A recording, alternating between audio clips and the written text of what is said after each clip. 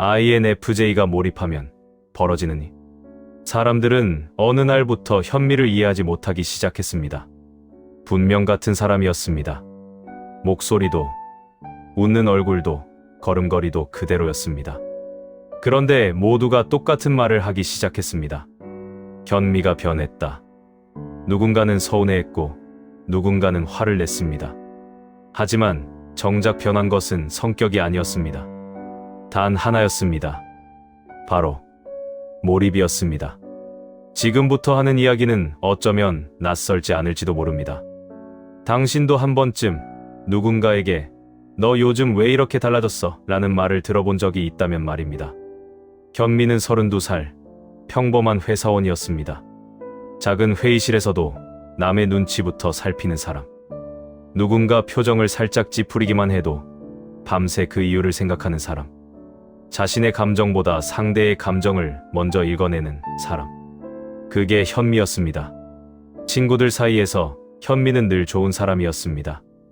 약속을 어긴 적이 없고 부탁을 거절한 적이 없고 힘든 이야기를 다 들어주는 사람. 정작 자신의 힘든 이야기는 누구에게도 하지 않는 사람이었습니다. 심리학에서는 이런 사람들을 두고 이렇게 말합니다. 타인의 감정에 지나치게 예민한 사람은 정작 자기 감정과는 점점 멀어진다고. 현미가 그랬습니다. 매일 밤 이불 속에서 낮에 있었던 사소한 말 한마디를 곱씹었습니다. 그 사람 표정이 왜 그랬을까? 혹시 내가 실수한 걸까? 잠들기 전까지 머릿속은 늘 타인으로 가득 차 있었고 정작 현미 자신이 무엇을 원하는지는 아무도, 심지어 현미 자신도 알지 못했습니다. 그러던 어느 가을 아주 사소한 일이 일어났습니다. 회사 워크숍에서 우연히 참여한 글쓰기 프로그램. 그저 시간을 때우려고 앉았던 자리였습니다. 그런데 펜을 잡은 순간 이상한 일이 벌어졌습니다. 시간이 사라졌습니다. 1시간 20분처럼 흘러갔고 현미는 그 순간 태어나서 처음으로 나라는 사람이 무엇을 좋아하는지 몸으로 느꼈습니다. 그날 밤 현미는 오랜만에 타인의 표정이 아니라 자신이 쓴 문장을 떠올리며 잠들었습니다. 하지만 더 놀라운 변화는 이제부터였습니다. 몰입은 조용히, 그러나 분명하게 현미의 삶을 바꾸기 시작했습니다. SNS를 확인하는 횟수가 줄어들었습니다. 의미 없이 이어지던 단체 채팅방의 알림에도 무뎌졌습니다. 혼자 있는 시간이 늘어났고 그 시간 동안 현미는 글을 쓰고 책을 읽고 자신만의 세계를 조금씩 지어나갔습니다. 주변에서는 현미가 차가워졌다고 말했습니다. 요즘 왜 이렇게 연락이 없어? 너 진짜 변했다. 그 말을 들을 때마다 예전의 현미였다면 밤새 죄책감에 시달렸을 것입니다. 그런데 이상하게도 현미는 흔들리지 않았습니다. 사람들은 이것을 오해했습니다. 현미가 사람에게 무관심해졌다고 생각했습니다. 하지만 진실은 전혀 달랐습니다. 현미는 처음으로 타인의 인정이 아니라 자기 내면의 목소리를 따라가고 있었을 뿐입니다. 여기서 잠깐 INFJ라는 유형에 대해 짚고 넘어가야 할 것이 있습니다. INFJ는 세상에서 가장 드문 성격 유형 중 하나로 알려져 있습니다. 이들은 평소에는 타인의 감정을 스펀지처럼 흡수합니다. 그래서 늘 지쳐있고, 늘 눈치를 보고, 늘 자신을 뒤로 미룹니다. 하지만 단 하나, 진심으로 몰입할 대상을 만나면 완전히 다른 사람이 됩니다. 외부로 향하던 촉각이 방향을 바꾸어 내면으로 향합니다. 철학자 니체는 이런 말을 남겼습니다. 자기 자신을 찾은 사람은 더 이상 남의 시선 속에서 살지 않는다고. 현미에게 몰입은 도피가 아니었습니다. 오히려 그 반대였습니다. 평생 타인 속에서 흩어져 있던 자신을 처음으로 하나로 모으는 과정이었습니다. 물론 쉽지만은 않았습니다. 친한 친구 하나는 서운함을 감추지 못하고 이렇게 말했습니다. 너 요즘 너무 이기적인 거 아니야? 그 말은 오랫동안 현미의 마음에 박혀 있었습니다. 하지만 현미조차 예상하지 못했던 일이 벌어졌습니다. 시간이 지나며 오히려 그 관계가 더 단단해진 것입니다.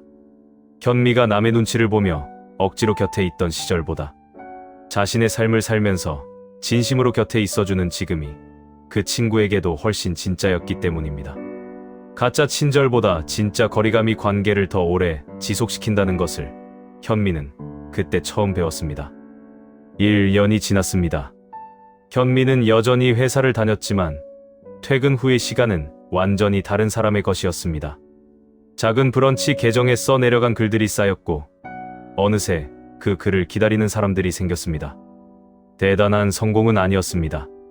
하지만 현미는 처음으로 내가 나로 존재하는 시간을 살고 있었습니다. 여기서 현미가 깨달은 마지막 비밀은 대부분의 INFJ도 아직 모릅니다.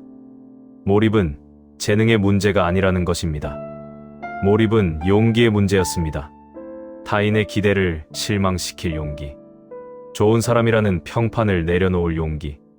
잠깐 미움받더라도 자신을 선택할 용기. 그 용기를 낸 순간부터 현미의 인생은 완전히 다른 궤도로 흘러가기 시작했습니다. 몇 년 후 현미는 작은 성취를 이뤘습니다. 책 한 권을 냈고 자신만의 작업 공간을 갖게 되었습니다. 하지만 현미가 정말로 얻은 것은 그런 결과물이 아니었습니다. 늦은 밤 창밖을 바라보며 현미는 문득 깨달았습니다. 예전에는 잠들기 전까지 남을 생각하느라 마음이 시끄러웠는데 지금은 조용하다는 것을. 그것은 성공보다 더 큰 것이었습니다. 바로 평온함이었습니다. 남의 기대가 아니라 자신이 원하는 삶을 살고 있다는 아주 단순하지만 오래도록 닿지 못했던 감각. 혹시 지금 아무도 당신을 이해하지 못한다고 느끼시나요? 주변 사람들이 너 요즘 왜 그래라고 물을 때마다 뭔가 잘못하고 있는 것 같은 기분이 드시나요? 그렇다면 당신은 길을 잃은 것이 아닐지도 모릅니다.